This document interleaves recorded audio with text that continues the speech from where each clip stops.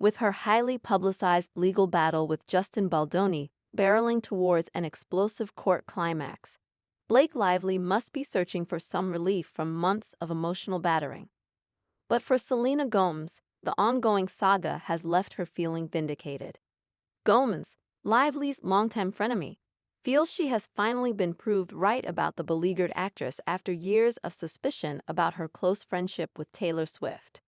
Swift, 35, is set to be subpoenaed this week after she was pulled into the increasingly toxic scuffle between Lively and her It Ends With Us co-star Justin Baldoni. Lively, 37, filed a lawsuit against Baldoni in December, accusing him of sexual harassment and creating a hostile work environment on set. Baldoni, 41, retaliated with his own $400 million filing against the actress, along with her husband, Ryan Reynolds, 48, accusing the couple of trying to tarnish his reputation. The bitter back and forth is scheduled for a trial on March 29, 2026. All parties have denied the allegations. Pop superstar Swift has struggled to exhume herself from the legal roller coaster, with some sources previously claiming she could even be the smoking gun. Now, an insider has exclusively told the Daily Mail how Swift's longtime best friend Gomez, 32, once issued a stark warning to the pop star about Lively.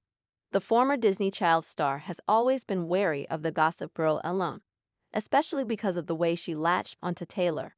She warned Taylor about Blake, raising her concerns years ago, the insider said.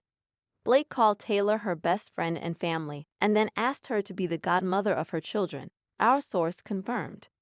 Swift and Lively have been friends for a decade. The Cruel Summer singer is the godmother of Lively's daughters James, 10, Inez, 8, and Betty, 5, as well as her 2-year-old son Olin. However, Gomez wasn't sold on the close relationship. Selena always found this odd, but she let it be. So everything that is happening now comes as no surprise at all to Selena, the source revealed.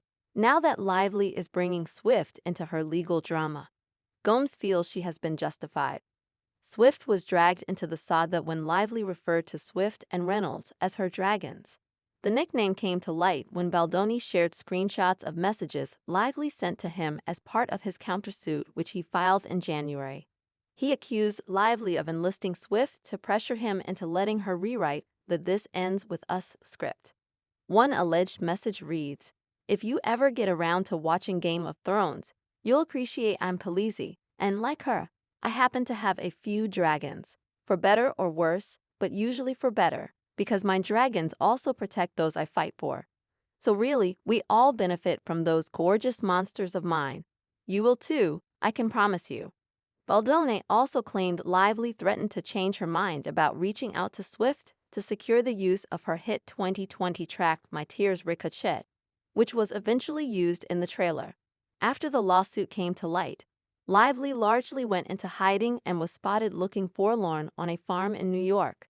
Swift has been equally private, keeping a low profile as she spends time away from her infamous squad of A-list besties who attend her annual July 4th parties, as well as newer friends like fellow Kansas City Chiefs voyage Brittany Mahomes. Instead, she's been cozying up to her boyfriend, Travis Kelce, who she's turned to in her time of need. Conversely, Gomez has been seeking the spotlight after releasing her album I Said I Love You First.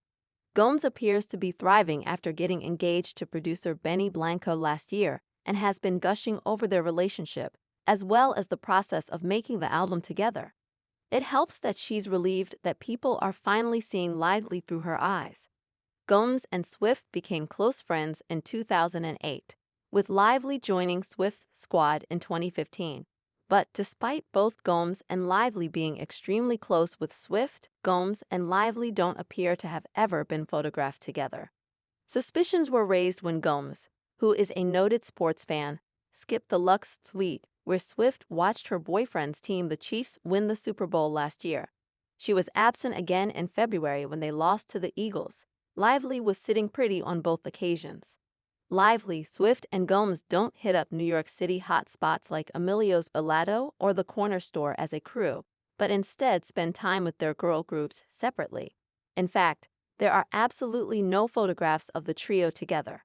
There were dozens of occasions, including all of Swift's epic birthday bashes, her iconic 4th of July parties, and her New Year's Eve celebrations, that Gomes and Lively notably never attended together, and Swifties have tried desperately to figure out why they aren't all gal pals.